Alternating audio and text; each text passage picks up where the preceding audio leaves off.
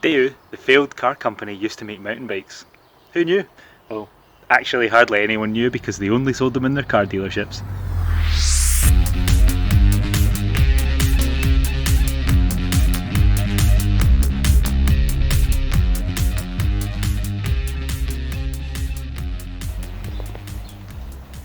This is a mid-90s Daewoo mountain bike. Today I'm going to tidy it up and sell it because I actually wanted the aluminium one. There's loads of car manufacturers who also make bikes, or bike manufacturers who also make cars, depending on how you look at it. There's the likes of Peugeot, Hummer, Porsche, Rally, and Daewoo. Probably more. Feel free to add them in the comments because I'm quite interested to hear how many other car manufacturers or bike manufacturers have also done both. One thing I noticed the first time I looked at this frame was the striking similarity to GT's triple triangle design. It does look pretty similar, and yeah, I wonder if there was any discussion about that at the time. Not bubbly, bubbly, bubbly. These bikes were made by Daewoo in the 90s. They offered them for sale at their car showrooms, so they weren't very well met by the mountain biking public because hardly anyone knew that they existed. The one I've got here is a steel Daewoo, Daewoo Genius. I took a risk on it when I saw some bad pictures in a dark shed and hoping that it was the aluminium model. The aluminium model they released in the 90s was actually a pretty good mountain bike. This one's okay too, but I've got far too many steel 90s mountain bikes already. Daewoo went bankrupt in 1999, and I do wonder if they kept in business whether or not they would have kept doing their mountain bikes from their dealership, and whether or not they'd have actually produced one that met modern standards, but I guess we'll never know. So now I've got this in the workshop, I'm going to do a quick job making sure it all works, and then pass it on to its new owner. Guess I'll start with the front end. These bars don't look right. They've got that sort of droopy pointy down thing that a lot of people do, and they don't know what to do. Turn these round so they face the right way. Job 1, done. Job 2, bent knackered old reflector. I'm going to assume they don't need this. Looks terrible, can't be bothered bending it back. Game over reflector. Now, I'm going to have to sort these brakes. And they don't feel very good. Loose bolts, not returning back. Bit gravelly feeling.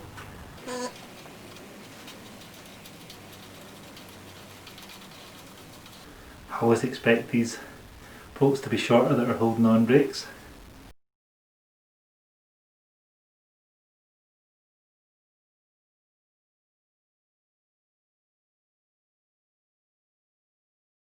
There's two.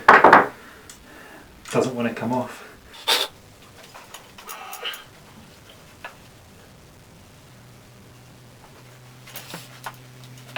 This has been on a long time.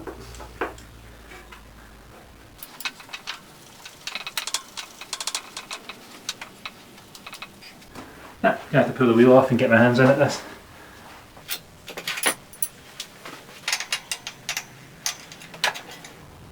No quick releases. 15mm. Need to fix that puncture anyway. There's the problem. This little pin that sets the spring for the brakes is in and bent sideways.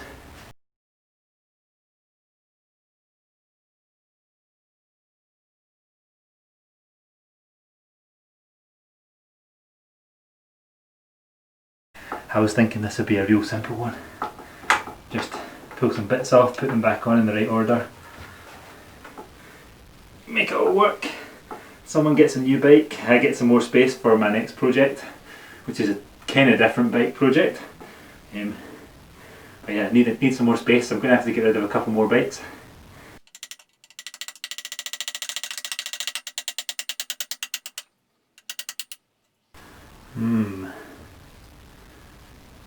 I can fix that.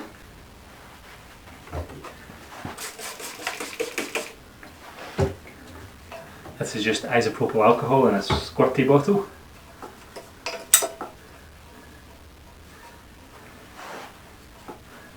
Get the grease off.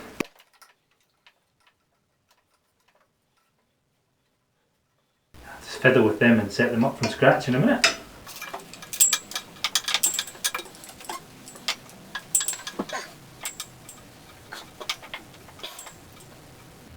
That head bearing is remarkably good. Somebody must have been in and fixed that. Doesn't even feel very gritty at all. So I can probably get away with leaving that without pulling it apart for a wee grease.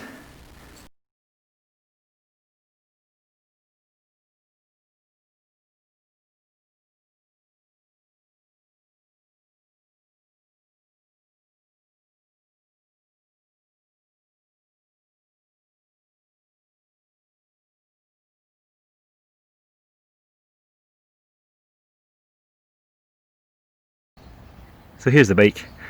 Now it's got working gears and brakes and pumped up tyres and it's pretty much ready to go for a ride. I've just rode it up the garden and it's going okay.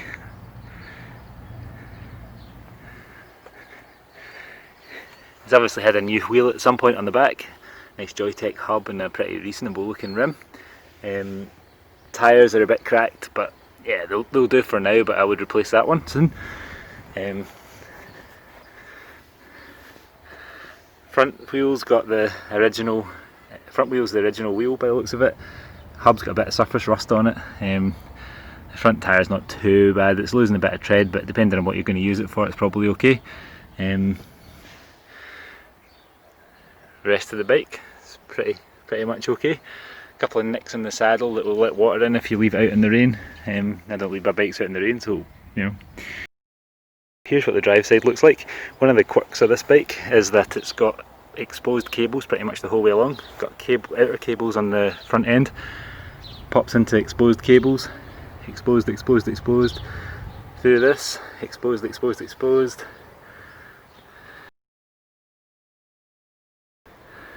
Obviously we've got a little bit of cable where it goes into the rear mech, top pull front mech.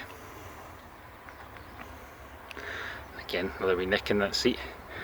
Ideally you'd want to change that, but not worth it for me. Yeah, so here it is. An interesting retro bike with a bit of a story behind it from the 90s. So I've tidied this one up and I'm going to offer it for sale on local auction site TradeMe. I'll stick a link to this video on the TradeMe auction, so hello if you're seeing this video from there. Hope you've enjoyed this little video. Leave me a comment about the bike if you can, especially if you've got one. Hit the like or subscribe button as well, that'd be great. Thanks for watching.